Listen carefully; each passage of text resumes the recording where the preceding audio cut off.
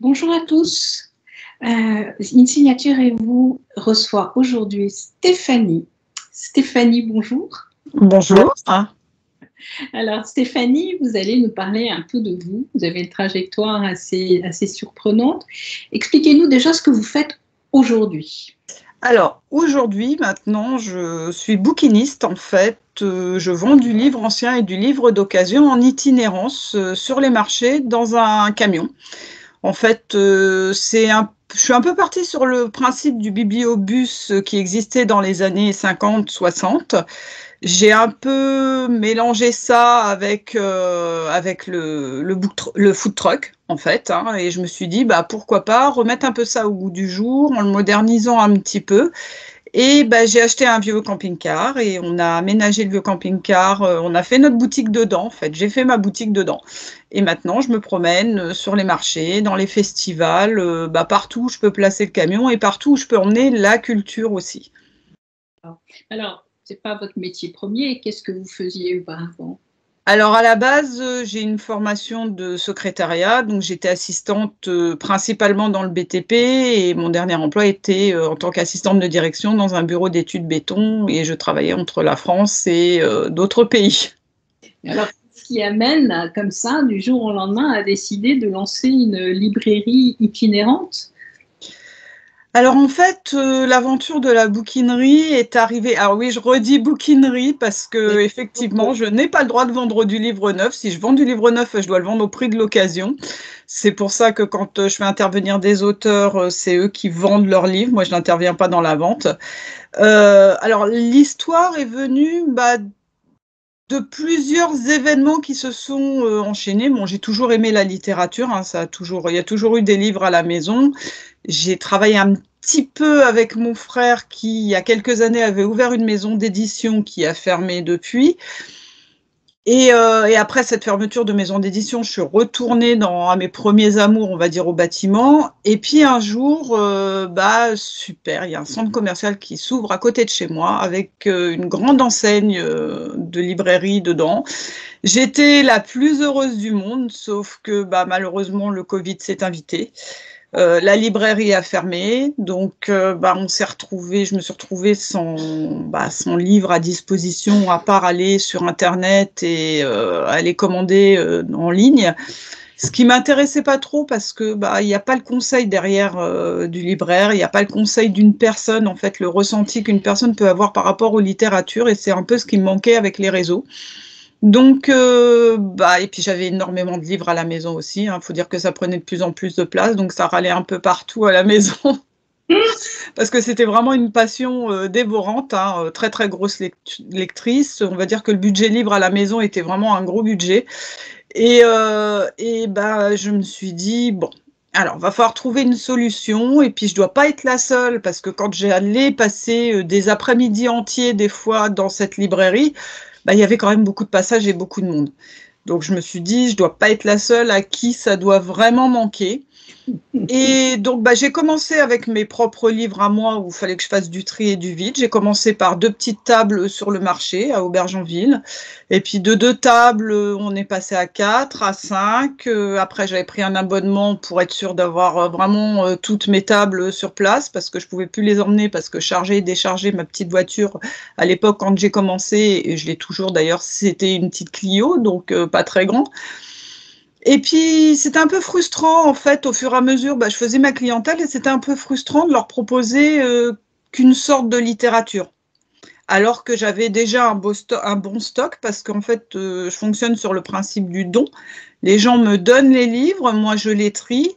Il y a ceux que je remets en vente dans la bouquinerie, puis après, il y a ceux que je donne à des associations pour que le livre, en fait, ne soit jamais jeté et reparte constamment dans un circuit. Et puis charger, décharger la voiture, c'était vraiment très long. Et puis l'âge aidant, hein, je me suis dit, si je veux vraiment pouvoir tenir sur la longueur dans ce métier-là, va quand même falloir que je me préserve un petit peu. Donc j'ai eu cette idée, en fait, d'aménager un camion, tout simplement. Donc on a cherché, autant vous dire que les véhicules neufs, c'était pas dans mes prix vu que c'est que du livre d'occasion.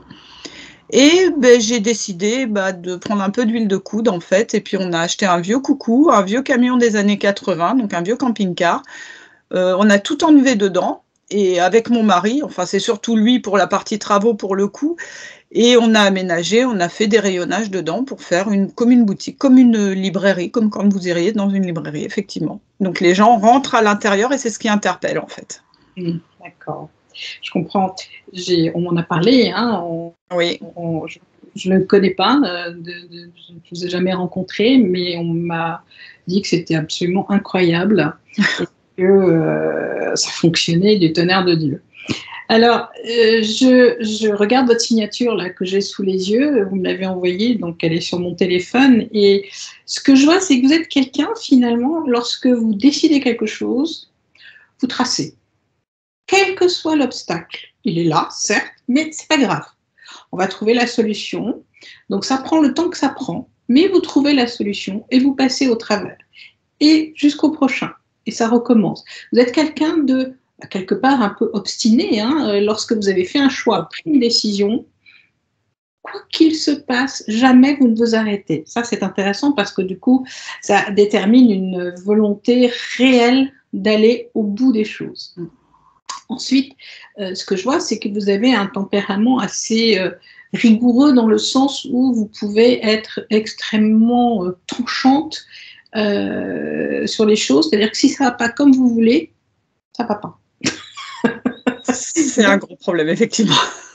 On sent que vous avez du mal à assouplir les choses, à arrondir les angles. Ce n'est pas une question de mauvais caractère, c'est juste que vous aimez que les choses soient bien faites. Selon votre critère, à vous certainement, hein, mais il faut que les choses soient bien faites. Donc, si vous croisez des gens qui font les choses à moitié ou qui n'y apportent pas le sérieux que vous pensez nécessaire, ça ne va pas. D'ailleurs, on sent que dans l'enfance, vous avez eu affaire à quelqu'un dans l'éducation, au niveau de l'éducation. Hein, alors, je ne sais pas si c'est votre... Peut-être, je ne sais pas, c'est en lien avec les parents et voire même les grands-parents. Il y a une espèce comme ça de... Le travail, c'est sérieux, ça se fait bien, ça se fait correctement. On prend un engagement, on va jusqu'au bout parce que sinon, on ne pourra pas se regarder dans la glace et on n'aura pas la tête haute. On sent cette espèce d'héritage transgénérationnel et cette éducation de vos parents. Donc, ça, c'est très important aussi parce que ça veut dire que ce n'est pas toujours facile pour vous de vous allier avec quelqu'un. Il faut... Effectivement. J'avoue que j'ai beaucoup de mal à déléguer, en fait. Donc, et ça soit dans ma vie professionnelle comme dans ma vie personnelle, en fait. Quand il y a quelque chose qu'il faut que ça soit fait, bah, c'est vrai que plutôt que d'aller essayer de trouver de l'aide et demander à quelqu'un de me donner un petit coup de main, bah, j'ai un peu tendance à le faire, ce qui peut éventuellement mener à une surcharge, effectivement, par moment. On sent, hein. Mais ce qui est intéressant, c'est que cette histoire des mots, en réalité, des livres, des mots, c'est une espèce on a l'impression que dans l'histoire familiale, il y a eu quelque chose, un manque quelque part, et que vous avez besoin de réparer ça. C'est comme si vous aviez cette mission, en quelque sorte, qui est là et qui vous oblige, qui vous incite plutôt à partager des choses. Mais ce qui me surprend, c'est que vous n'ayez pas été vers le mot vous-même.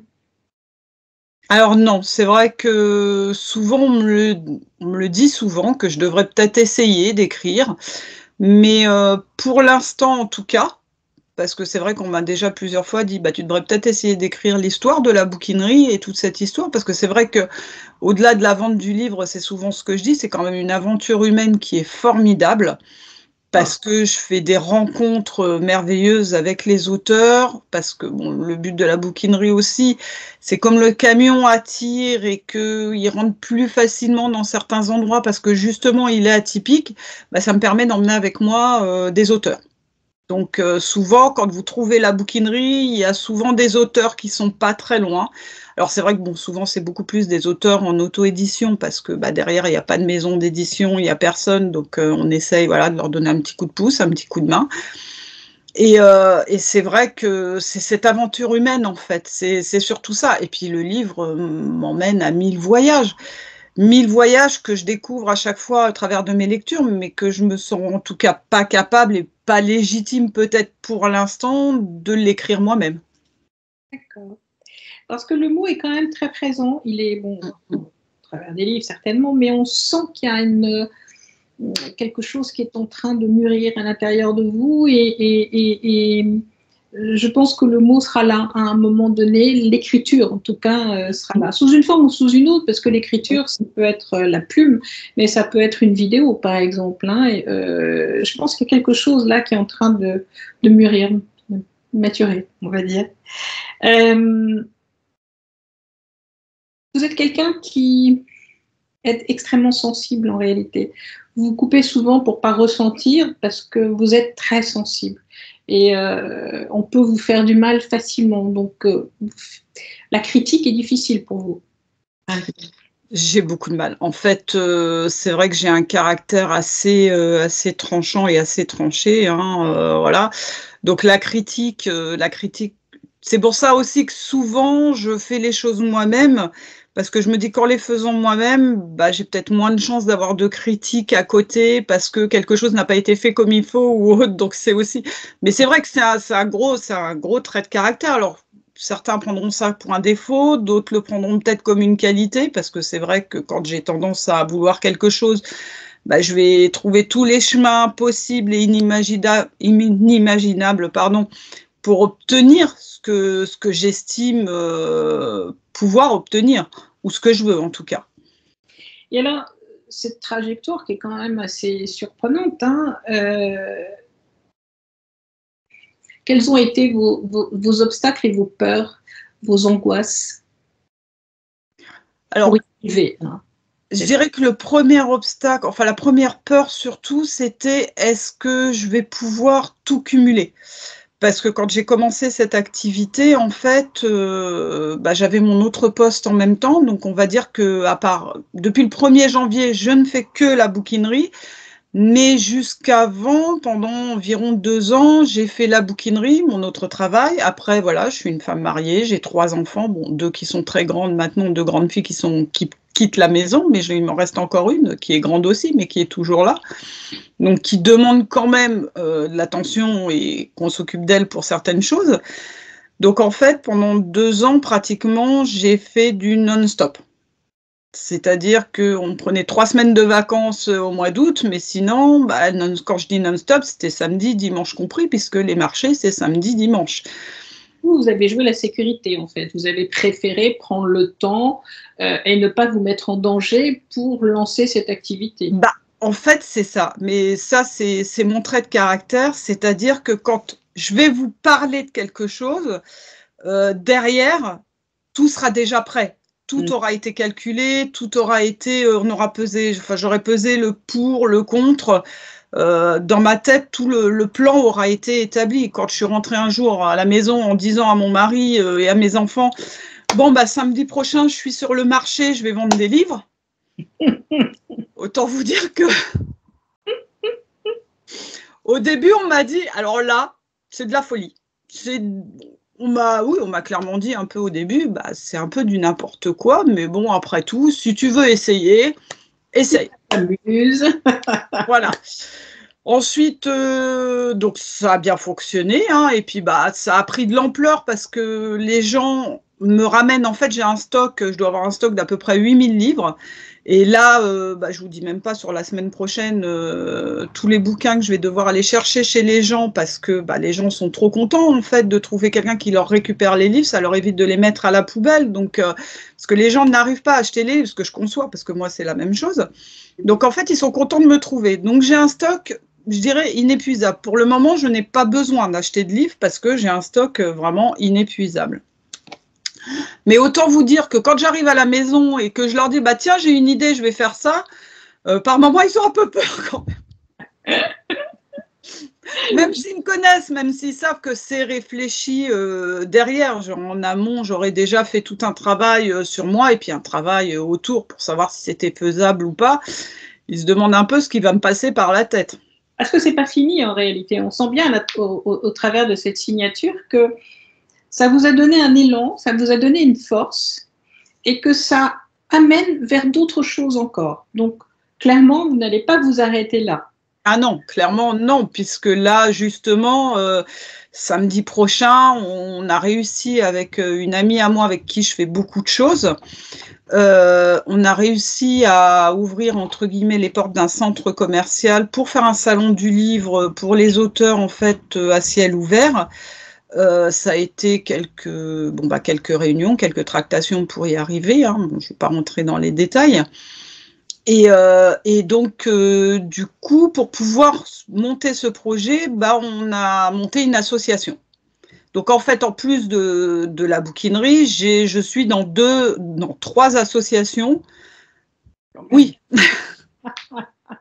Et 3 associations culturelles, justement, pour pouvoir mettre en avant la promotion culturelle, la promotion des auteurs, des artistes aussi, parce que la bouquinerie, c'est aussi les artistes, puisque le camion est graffé par des artistes, hommes et femmes.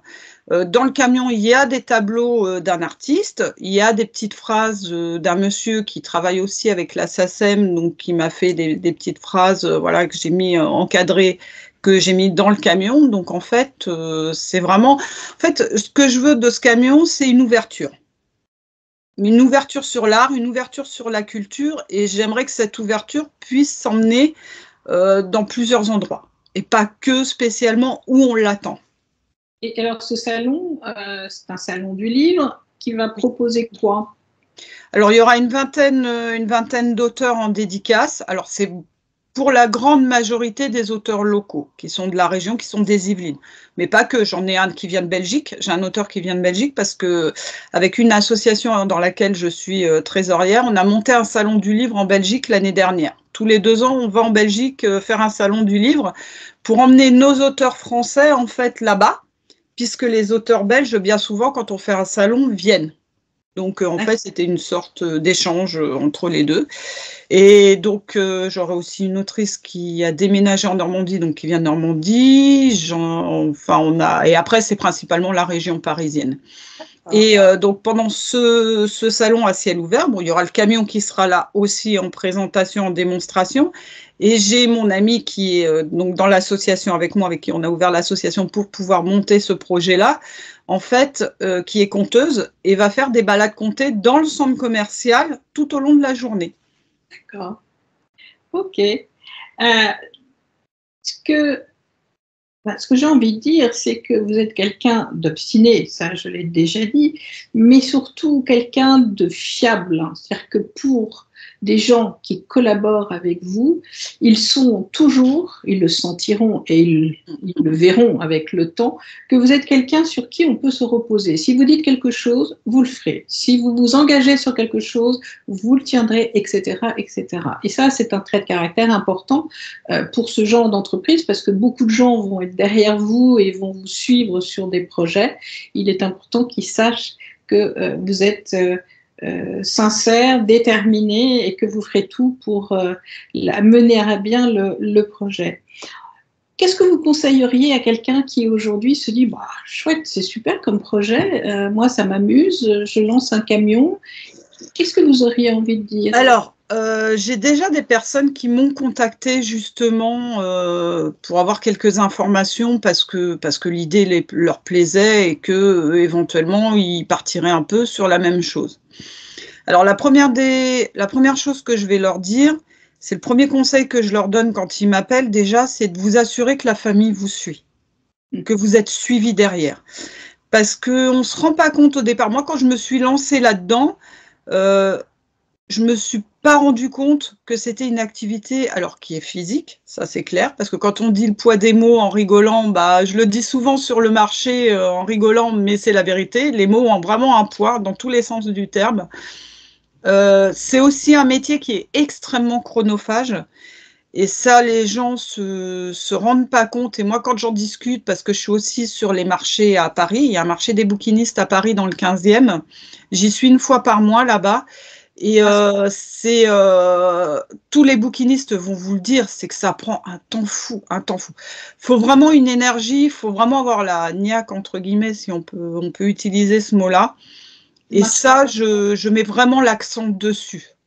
C'est le marché de Brassens, marché Brassens? Oui, c'est ça. C'est ça. J'y suis une fois par mois à peu près.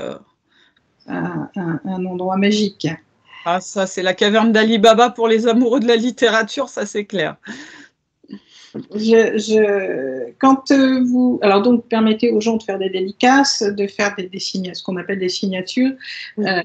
C'est important parce qu'aujourd'hui, effectivement, ça disparaît un peu, non? Bah, c'est compliqué. Au jour d'aujourd'hui, c'est compliqué beaucoup pour les auteurs parce que nous, déjà par chez nous, alors je ne sais pas comment c'est plus ou moins dans les autres régions, mais je sais que par chez nous, il y a de plus en plus de librairies qui ferment. Oui, c'est ça. Et que ça soit des petites ou des grosses enseignes, il y en a de plus en plus et ça devient pour les amoureux de la littérature, ça devient catastrophique. Moi, j'en discute assez souvent avec mes clients, ils sont catastrophés parce qu'en plus, moi, sur les marchés, c'est vrai que c'est vraiment un lieu vraiment atypique. J'ai des gens, bon, il faut avouer surtout d'un certain âge qui viennent et pour eux, c'est une catastrophe parce que l'internet, ça les intéresse pas, que ils ont beaucoup de difficultés avec l'internet. Donc et puis il y a pas le conseil, il y a pas la discussion, c'est trop impersonnel souvent, c'est ce qu'on me dit. Donc Effectivement, que les jeunes lisent moins.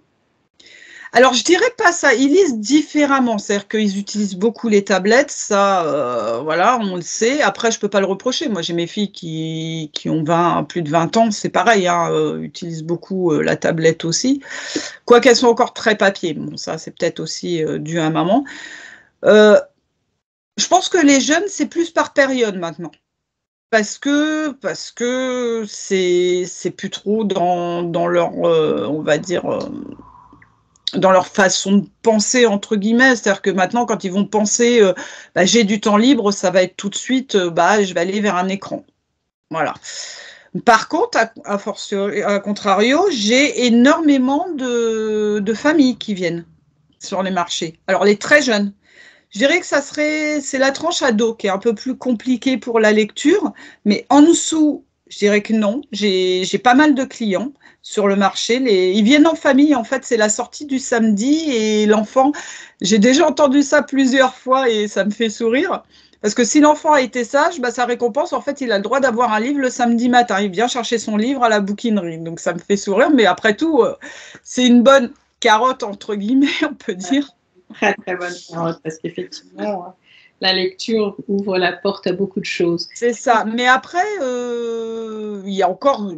Rien n'est perdu au niveau de la littérature parce que j'organise aussi des apéros littéraires. Une fois par mois, on fait un apéritif littéraire et on a des jeunes qui ont commencé à venir, ils avaient 16 ans.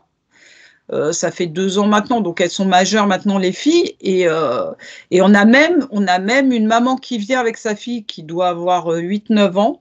Et on avait une professeure qui est aussi autrice, qui venait de temps en temps avec une jeune fille qu'elle emmenait qui avait 13 ans. Donc, c'est ça aussi qui est intéressant. Perdu. Donc, rien n'est perdu, au contraire. Pour la fin, pour le mot de la fin, qu'est-ce que vous auriez envie de dire? Pour le mot de la fin, ce que j'aurais envie de dire, c'est vivez vos rêves. Osez-les. Osez vos rêves.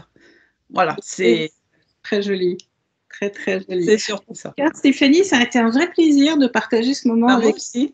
Et j'espère que beaucoup vont venir vous découvrir, venir à votre rencontre, et puis peut-être que vous passerez à côté de chez eux, je ne sais pas.